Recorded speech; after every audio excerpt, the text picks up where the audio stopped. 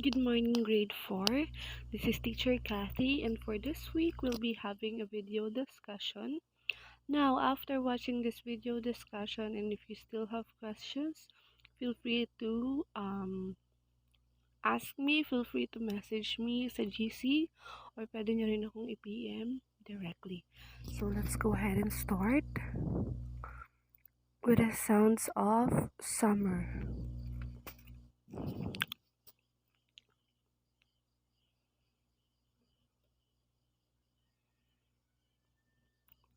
So, for your motivation, um,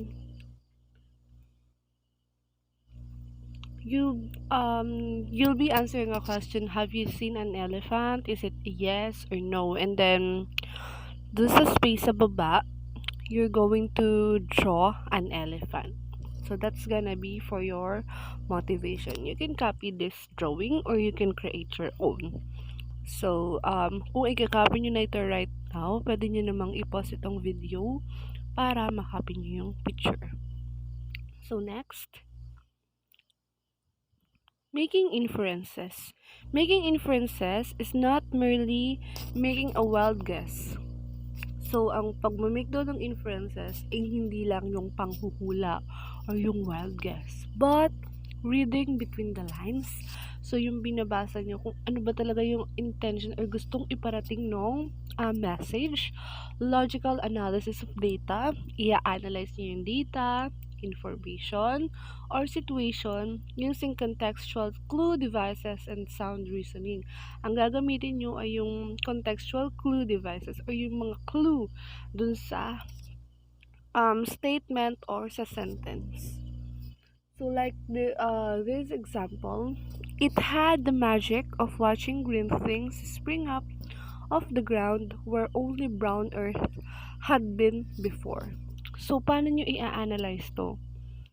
So iisa-isahin nyo, it had the magic, may magic daw, of watching green things na habang pinapanood nyo yung green things, yung mga luntiang mga bagay, spring up, na sumisibol sa ground, sa lupa, where only brown earth had been before. So ngayon, ano nyo, ano ba yung tinutukoy dito brown earth? Is it regular na yung earth, brown? So, dito, ang tinutukoy na brown earth ay yung soil. So, may mga green things daw na sumisibol dun sa soil or dun sa lupa. So, ano kaya yung green things? It could be plants, grass, or whatsoever. So, that's how you make inferences. You are going to analyze all the information na nandoon sa sentence at gagawin para malaman mo kung ano ba yung clue, para malaman mo kung ano ba yung tinutukoy dun sa statement. So next will be reading a poem entitled End of Summer.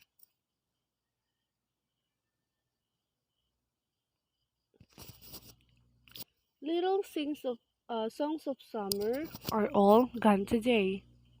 The insects' instruments are all packed away. The bumblebee's snare drum, the grasshopper's guitar, the katydid's castanets, I wonder where they are. The bullfrog's banjo, the cricket's violin, the dragonfly's shallow have ceased their merry din. Oh, where is the orchestra, from harpist down to drummer? They all have disappeared with the passing of summer. Now, after reading this poem, you're going to answer the questions on page 93. So, the first question is, during what time of the year do you think the poem takes place? And does the same phenomenon happen in the place where you live? So, there are two questions, of course. You have to answer them both. So, the first, it could be your answer. Pwedeng ganito na lang din yung answer nyo. I-fill nyo lang yung blanks. So, the poem takes place during, kailan daw nag-takes place yung poem? During summer, winter, fall, spring, when? And then para dun sa next question, does the same phenomenon happen in the place where you live? Nangyayari din daw ba yun kung saan kayo nakatira? So, it blank happen in the place I live. So, it does happen in the place I live, or it do not happen. It does not happen in the place I live. So, for the next question, number 2, how does the speaker in the poem imagine the insects and their sounds be? Do you agree? Why? So, paano daw inimagine nung speaker dun sa poem yung insects at saka kung ano yung sounds nila? Nag-a-agree ba kayo dun sa way ng pag-imagine nila or not? And bakit? So, the speaker in the poem imagine the insects and their sounds blank. So, kayo na magdudugtong. I do agree or I do not agree because ano yung reason? Ba't kayo nag-a-agree? At bakit kayo hindi nag-a-agree?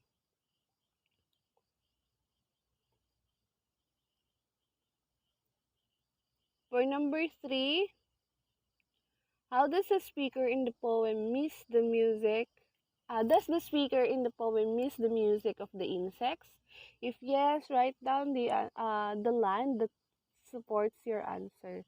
So, nami-miss daw ba ng speaker yung music ng mga insects during the summer? Kung yes ang sagot nyo, paano nyo isusupport yung answer nyo? Ano yung proof nyo na nami-miss niya yung music ng insects? So, it could be your answer. The speaker do or do not miss the music of the insects because. So, yun. The number 4, what characteristics of the poet are reflected in the poem? Support your answer. So, ano daw yung characteristics ng poet or nung nagsulat ng poem ang nag-reflect dun sa tula? So, the characteristics of the poet that reflected in the poem are blank. Kayo na yung magdudugtog. Next, number 5. Hanggang 4 lang yon. And then, for the letter B, you're going to encircle the letter of your answer. So, now, let's proceed to the nouns. So, nouns, it could be a name of people, places, animals, and things. So, nasa page 95 po tayo. Let's first discuss the concrete nouns. So, there are 3 nouns that we're going to discuss. The concrete, collective, and abstract. So, first one, we do have the concrete noun. When we say concrete nouns, these are the nouns that you can see, that you can hear, you can smell, you can taste, or touch. Ito yung makikita nyo, maririnig nyo, may smell nyo, matitaste nyo, or matatouch nyo. Ang example ay yung trees. Nakikita nyo naman yung trees. Laughters. Naririnig nyo naman yung laughters. Smell. Yung perfume. Naaamoy nyo ang perfume. Taste. Natitikman nyo ang chocolate. Sand.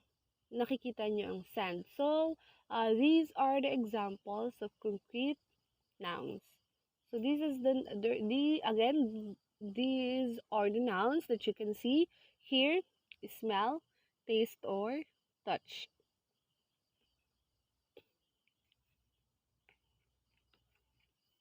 Next one, we do have the abstract nouns, or these nouns name words for ideas, feelings, and qualities. Ito naman yung hindi mapiperceive ng senses nyo. Kasi di ba yung una, yun yung napiperceive ng ating 5 senses. Sa abstract nouns daw naman, ito yung hindi na napiperceive ng senses natin. Kasi pwedeng idea siya, or feelings, yung nararamdaman mo, or qualities. For example, happiness. So, nararamdaman lang natin yun. Love, nafe-feel lang din natin yun. And then, legacy. Ang legacy ay idea. So, hindi yun napiperceive ng ating senses. Again, ang pinagkaiba nila, ang concrete nouns, ito yung napiperceive ng senses natin. Pero kapag abstract nouns naman, ito yung mga hindi napiperceive ng ating five senses. Instead, ito yung tungkol sa mga ideas, feelings, and qualities. Then the last one, we do have the collective nouns. When we say collective nouns, this refers to the group of persons or animals. So, tumutukoy na siya sa grupo ng mga tao, ng mga bagay, or ng mga hayop. For example, troops. Yan. Kapag sinabing troops, ito ay grupo ng mga soldier. Flock of birds. So, ito ibig sabihin po nito ay grupo ng mga ibon. Ito naman, basketball team. Ibig sabihin, maraming tao, grupo ng mga basketball players. So, yun yung collective nouns. Well, from the word collect. So, isang buo siya. Nagre-refer siya dun sa isang grupo. So, ito yung mga examples ng collective nouns. Again, ang difference ng tatlo, the first one, yung concrete nouns, ito yung mga napiperceive ng ating five senses, sense of sight, sense of hearing, sense of smell, sense of touch, and sense of taste. So, yun yung concrete nouns. Kapag sinabi naman nating abstract nouns, ito naman yung hindi na napiperceive ng ating senses. It could just be an idea or feelings, yung nararamdaman natin, or qualities. Halimbawa, sa qualities, kindness. Pwedeng makita nyo sa act niya, pero yung word na kindness, yun ay isang qualities or ideas lamang. And then the last one, ayun na nga, yung collective nouns or it refers to the group of persons, things, or animals. So, on page 96, what you're going to do is you're going to write CN if the noun is a concrete noun. Kapag concrete noun daw, ang i-write ay CN. Kapag abstract noun naman, AN. At kapag collective noun naman ay COL. Pwede nyong i-pause itong video itong video kung nag-a-answer na kayo or habang nag-a-answer kayo. Next one. Alright, familiar ba kayo dito?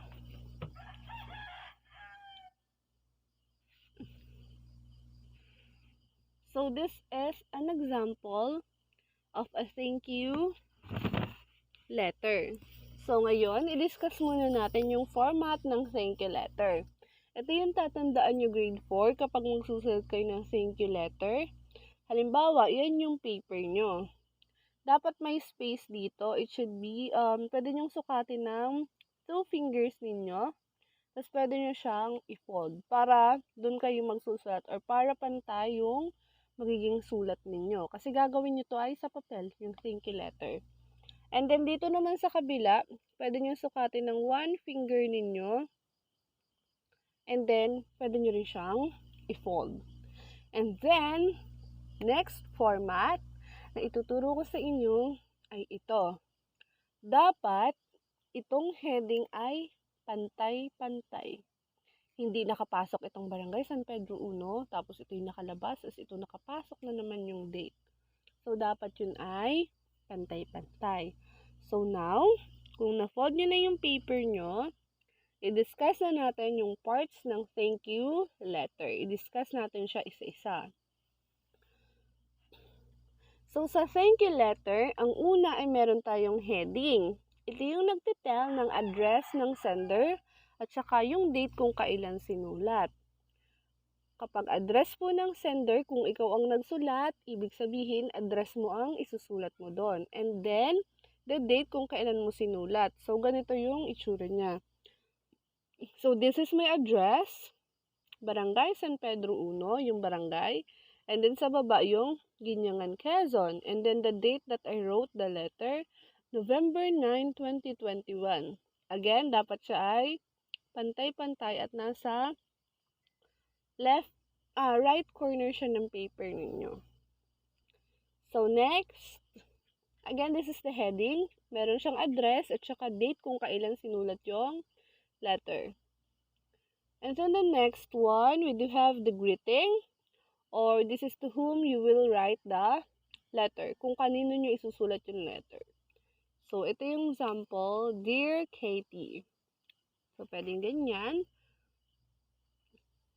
And then, don't forget the comma after the name. And the next one, we do have thank you letter, the body.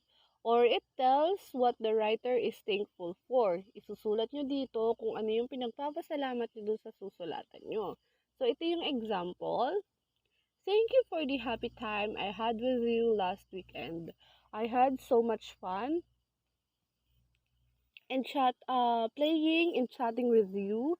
I could not imagine not having a friend like you. Thank you too for our pictures that you have sent me. I will surely keep them. So, ito yung sample ng body ng thank you letter. Again, it tells what the writer is thankful for. The next one, and we do have the complementary closing. So, ito yung nagtitel kung sino ba yung writer doon sa receiver. Kung ano yung relationship mo doon sa susulatan mo.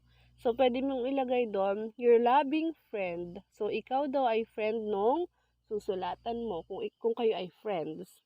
Halimbawa, anak ka, kay mami ka magsusulat.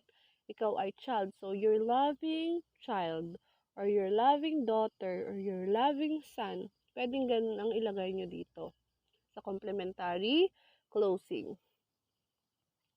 And then the last part of the thank you letter is the signature, or who wrote the letter. So, ito yung pangalan ninyo. Halimbawa, nagsulat ito, Cathy. So, that's my name. So, dito ko ilalagay yung name ko sa signature, or sa pinakababa. Again, ganito dapat yung maging itsura. Grade 4. So, andito yung heading. This is the address. And then the date you have you wrote the letter. And then, ito yung greeting. Kung kanino mo isusulat yung letter. And don't forget the comma. And then, dapat ito ipapasok. Thank you. Yung body. Yan yung body. And then, itong complementary closing, dapat ay katapat siya dito. Magkatapat dapat yung greeting, tsaka complementary closing. Your loving friend, comma, and then your name, Cathy. And also, don't forget na maglalagay din muna kayo ng space. After ng itong heading, may isang space. And then ito. And then isang space ulit bago yung body of letter. And then after ng body of letter, isang space ulit. And then your loving friend, Cathy. So that's how you write a thank you letter. Now, you're going to write your own friendly letter. So next, use facts to express opinions. Paano nyo daw ba gagamitin yung facts or yung mga katotohanan or yung mga proofs nyo, mga evidences nyo para i-express ang inyong opinion. Page 101 ito. So, sabi dito, it is always best to justify your opinion by citing verified facts and data. So, lagi daw nakakabuti kung i-justify nyo yung opinion nyo sa paggamit ng mga verified facts, or ito yung mga na-verify na ng mga information and data. And you should always begin your statements with courteous expression. So, dapat daw magsisimula yung statements ninyo sa pamamagitan ng courteous or magalang na mga expressions. Ito yung mga examples. So, if it's personal, you can say, I think, I feel that, in my opinion, if you ask me, speaking for myself, So, ito yung mga pag-personal opinion. Pero kapag general opinion, ito yung pwede nyong gamitin.